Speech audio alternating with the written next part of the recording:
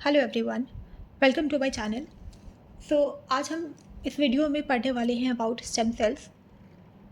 वो stem cells जो कि आपकी बॉडी में जो डिफरेंट टाइप के सेल्स होते हैं, लाइक ब्लड सेल्स होते हैं, स्किन सेल्स होते हैं, आपके सेंट्रल नर्वस सिस्टम में नर्व सेल्स होते हैं, उन सबको फॉर्म करता है। तो स्टेम सेल्स एक तरह का बेसिक सेल है आपकी बॉडी में जो कि बाकी डिफरेंट टाइप्स ऑफ सेल्स को बर्थ देता है। ठीक है। और आप देखेंगे कि न्यूज़पेपर्स में, द हिंदू में या बाकी भी न्यूज़पेपर्स में कोई ना कोई रिसर्च इनकी पब्लिश होती रहती है ये कि untapped potential of stem sales in menstrual blood. Similarly T1 diabetes को कैसे ठीक कर सकते हैं स्टेम सेल्स। तो ये एक पोटेंशियल टॉपिक है जो कि आए दिन न्यूज़ में रहता है एंड आपको जनरल नॉलेज के लिए and from exams perspective also ये चीज़ कवर करने की ज़रूरत है। इसी को आज हम देखने वाले हैं। आइए जानते हैं कि स्टेम सेल्स होते क्या हैं। स्टेम सेल्स जो होते हैं दीज आर अनडिफरेंशिएटेड और अनस्पेशलाइज्ड सेल्स जो कि एक स्पेसिफिक तरह के सेल में तब्दील हो सकते हैं जब भी बॉडी को उसकी ज़रूरत हो। ठीक है। जैसे आप यहाँ इमेज में देख सकते हैं, स्टेम सेल्स से आप लिवर सेल्स भी बना सकते हो, मसल सेल्स में डेवलप हो सकते हैं, blood cells, intestinal cells, nerve cells. तो बॉडी को जिस तरीके की सेल की नीड है, स्टेम सेल्स उसमें कन्वर्ट हो सकते हैं। ठीक है। अब अगर हम जानते हैं कि टाइप्स ऑफ स्टेम सेल्स क्या होते हैं, तो देखो रिसर्चर्स इनको कैटेगराइज करते हैं according to their potential to differentiate into other type of cells. तो कौन सा स्टेम सेल में कितना पोटेंशियल है कि वो दूसरी तरह के सेल्स में कन्वर्ट हो सकता है, उस पोटेंशियल के अकॉर्डिंग उनको कैटेगराइज किया हुआ है। तो एक तरह के होते हैं एम्ब्रियोनिक स्टेम सेल्स और अनदर टाइप है adult stem sales. Embryonic stem cells जो कि एम्ब्रायो से आते हैं, आपकी बॉडी में जो अभी बेबी का जो बिल्कुल अभी इनिशियल स्टेज होता है एम्ब्रियो, तो वहाँ से ये स्टेम सेल्स डिराइव किए जाते हैं। These are the most potent term का मतलब क्या है यहाँ पे, इनमें सबसे ज़्यादा पोटेंशियल होता है। पोटेंट मीन्स एक तरह का शॉर्ट फॉर्म ऑफ पोटेंशियल समझ लीजिए। ठीक है। ये सबसे ज़्यादा पोटेंशियल होता है इनमें एंड ये किसी भी तरह के सेल में कन्वर्ट कर सकते हैं। देन सिमिलरली जो एडल्ट स्टेम सेल्स होंगे वो एक एडल्ट ह्यूमन बॉडी से डिराइव किए जाएंगे। ठीक है। जैसे वो डिफरेंट बॉडी पार्ट से डिराइव किए जा सकते हैं, like from blood, bone marrow, muscles, organs etcetera. And ये different types of stem cells इसमें होते हैं एडल्ट स्टेम सेल्स में। For example neuro stem cells हैं तो वो आपका सेंट्रल नर्वस सिस्टम से लिए जाएंगे एंड वो न्यूरल सेल्स ही बनाएंगे फर्दर। सिमिलरली अगर हम इंटेस्टाइनल स्टेम सेल्स की बात करते हैं, वो भी एक तरह का एडल्ट स्टेम सेल्स हैं। ये आपके एडल्ट इंटेस्टाइन में मिलेंगे एंड फर्दर इंटेस्टाइनल एपिथेलियम के ही सेल्स बनाएंगे।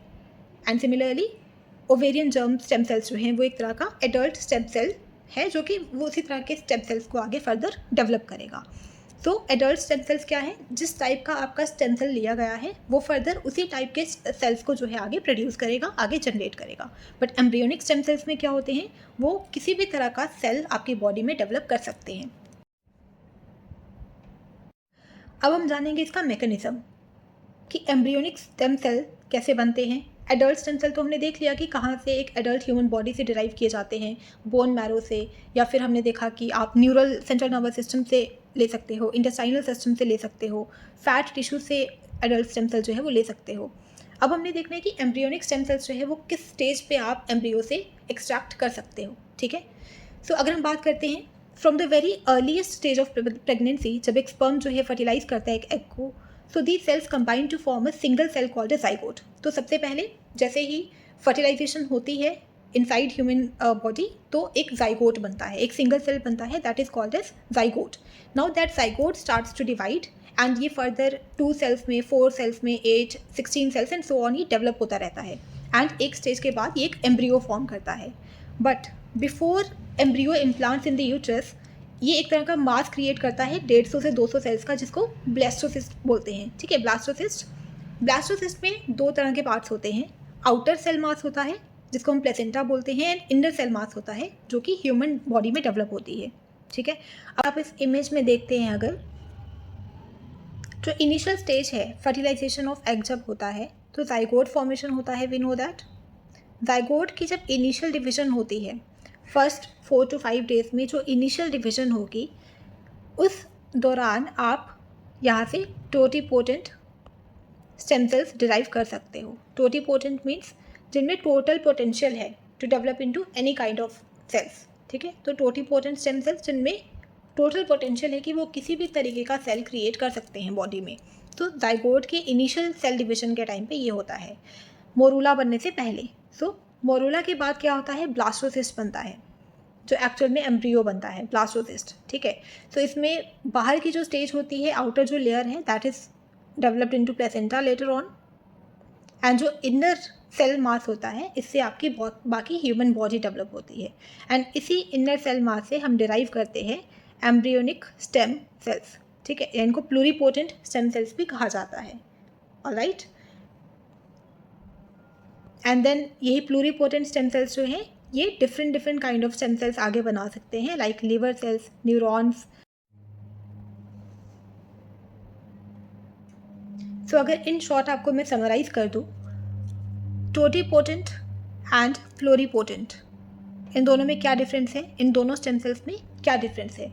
टोटीपोटेंट स्टेम सेल्स जो है आप मोरूला डेवलप होने से पहले जो जाइगोट की इनिशियल सेल डिविजन होती है वहाँ से एक्सट्रैक्ट करते हो, एंड प्लूरीपोटेंट जो है आप ब्लास्टोसिस्ट की स्टेज से वहाँ से आपको एक्सट्रैक्ट करने होते हैं। देन ट्यूटीपोटेंट सेल्स जो होते हैं वो प्लेसेंटा भी बना सकते हैं। ट्यूटीपोटेंट सेल्स मतलब आपने पहले ही इनिशियल स्टेज से ले लिया, ठीक है, सो ये प्लेसेंटा में भी डेवलप हो सकते हैं। बट जो प्लूरीपोटेंट सेल्स है, जो एम्ब्रियोनिक सेल आपने यहाँ से निकाले, ये प्लेसेंटा में डेवलप नहीं हो पाएंगे। वाई? बिकॉज इसलिए आपने प्लेसेंटा वाला तो पार्ट लिया ही नहीं, है ना।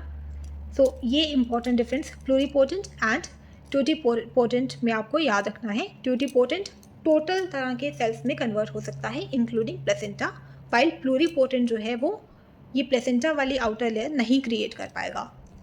आई hope this is clear. So अब इसी को हम थोड़ा सा क्लासिफिकेशन इसी में देख लेते हैं। What is totipotent cells? तो ये हमने जैसे पढ़ा, ये ऑल पॉसिबल सेल टाइप्स में डेवलप हो सकते हैं, एंड ये फर्स्ट फ्यू सेल्स होते हैं जो कि जाइगोट जैसे ही डिवाइड होना स्टार्ट होता है तब आपको मिलते हैं। प्लूरीपोटेंट में ये भी किसी भी तरह के सेल में कन्वर्ट हो सकता है एक्सेप्ट प्लेसेंटा, ठीक है। एंड ये जो है अर्ली एम्ब्रियो से निकाले जाते हैं। Another source of pluripotent stem cells जो है वो इंड्यूस्ड प्लूरीपोटेंट स्टेम सेल्स हो सकते हैं। इंड्यूस्ड प्लूरीपोटेंट का मतलब ये आपको लैब में जनरेट किए जाते हैं। These are generated by reprogramming somatic cells such as skin cells या blood cells। जैसे हमने ऊपर देखा था कि जो एडल्ट स्टेम सेल्स होते हैं उनको उनकी हेल्प से किसी भी तरह का एक सेल उठा लो, स्किन सेल, ब्लड सेल, उनको हम लैब में रीप्रोग्रामिंग करके वहाँ से ये induced pluripotent stem cells generate करते हैं। देन मल्टीपोटेंट क्या है? सो these cells can differentiate into a closely related family of cells। For example, मतलब एक तरह का कोई सेल है वो फर्दर डिवाइड होके फर्दर उसकी लीनिएजेस बनाएगा। For example, haematopoietic stem cells है जो कि ब्लड बनाते हैं, तो वो further different type of blood lineages जो है बना सकते हैं, लाइक रेड ब्लड सेल्स बनाएंगे, वाइट ब्लड सेल्स बनाएंगे, प्लेटलेट्स बनाएंगे, ठीक है। सो मल्टीपोटेंट मीन्स एक ही जर्म लाइन जो है, एक ही तरह की जो जर्म लाइन है, एक ही तरह की जो सेल्स हैं, उसकी आप फर्दर मल्टी पार्ट्स में उसको डिवाइड कर रहे हो, मल्टी तरह के सेल्स में आप उनको कन्वर्ट कर पा रहे हो। एंड यूनिपोटेंट जो है ये सबसे कम पोटेंशियल वाले जो है सेल्स हैं, क्योंकि ये सिर्फ एक ही तरह का सेल क्रिएट कर सकते हैं, cell of their own type, ठीक है। मान लो स्किन सेल है, वो ओनली स्किन सेल ही डेवलप कर पाएगा।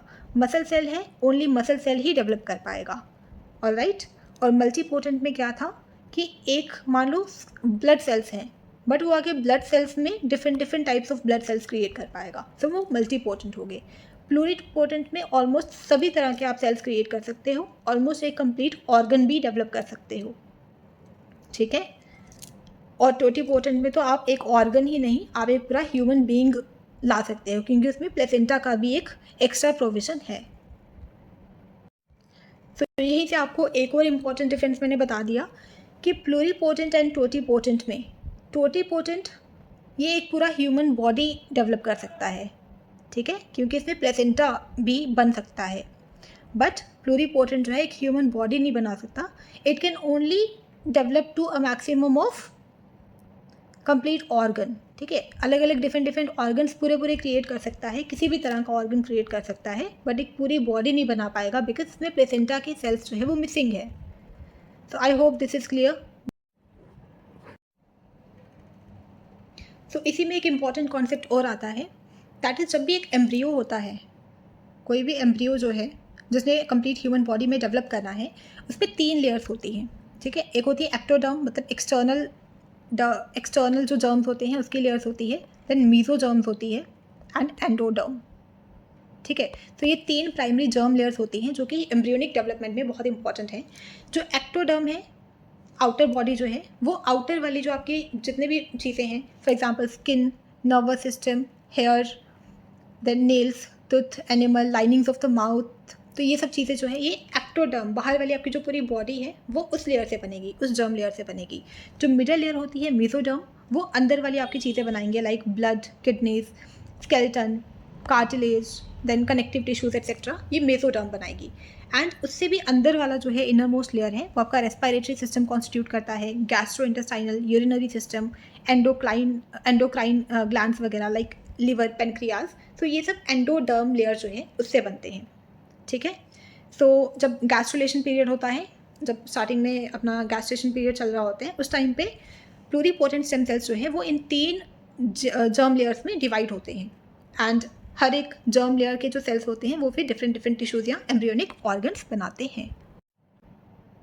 अब कुछ एप्लीकेशंस जान लेते हैं कि स्टेम सेल्स किन किन जगह पे यूज़ हो सकते हैं।